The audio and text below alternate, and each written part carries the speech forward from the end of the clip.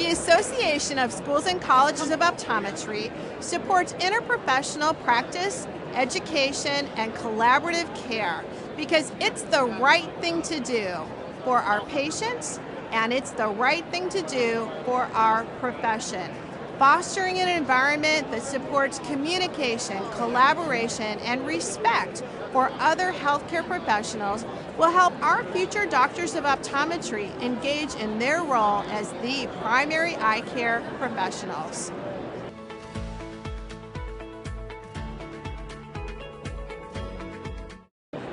Today's healthcare system relies on teams of professionals who collaborate in the care of the patient, and that results in better patient outcomes. At Johnson & Johnson, we recognize the vital role that optometrists play in that team approach to care. We think it is imperative that optometry students learn early on in their training about that collaborative approach to patient care.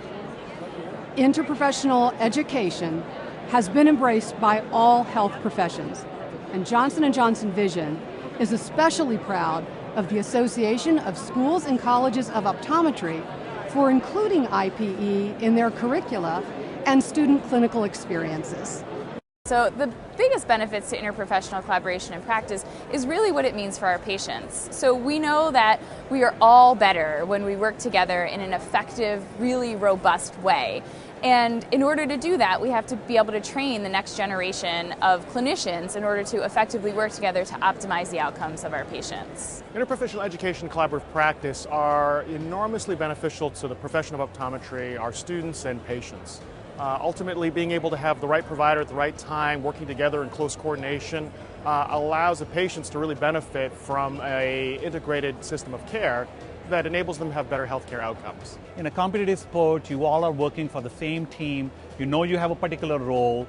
There is no well-defined leader who takes the role for the entire team. You know, it's a shared responsibility, and you're trying to get the same goal achieved in the safest way possible. It looks at the patient as a whole, and it brings the people around the table that are going to bring their skill sets to identify their areas of expertise, but then by coordinating with the other professionals around the table at the same time, it decreases duplication, cost, errors that can occur, and really just overall improves the patient experience and allows for the patient to work with a group and to be able to communicate with a group of people that are interested in helping them to achieve their best health.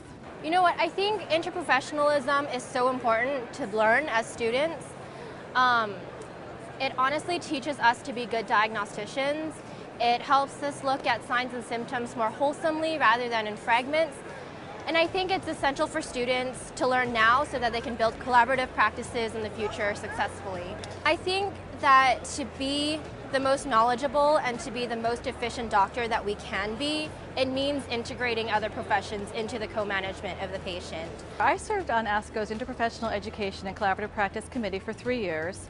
And during that time, we collected data using a survey tool that we designed and implemented. And most schools are doing interprofessional education and collaborative practice at varying levels. For example, at Salus University, I am the coordinator and co-instructor for the Evidence-Based Practice course, which is a core curriculum course required for all students enrolled in the audiology, physician assistant, optometry, occupational therapy, and speech-language pathology students degree programs. So those students all together, not just sitting next to each other in the classroom, but actually are working at interprofessional teams, and they're assigned specific assignments and presentations and are really working alongside, in addition to working with one another, they also are working with faculty mentors from the other professionals. And so I think what we've finally sort of figured out as a group of colleges and schools is that breaking down those silos to collaboratively interact as students makes for better clinicians in the long term, and to really be able to educate our students in an effective way in an interdisciplinary environment makes for a really profound team approach when we get into the clinical setting.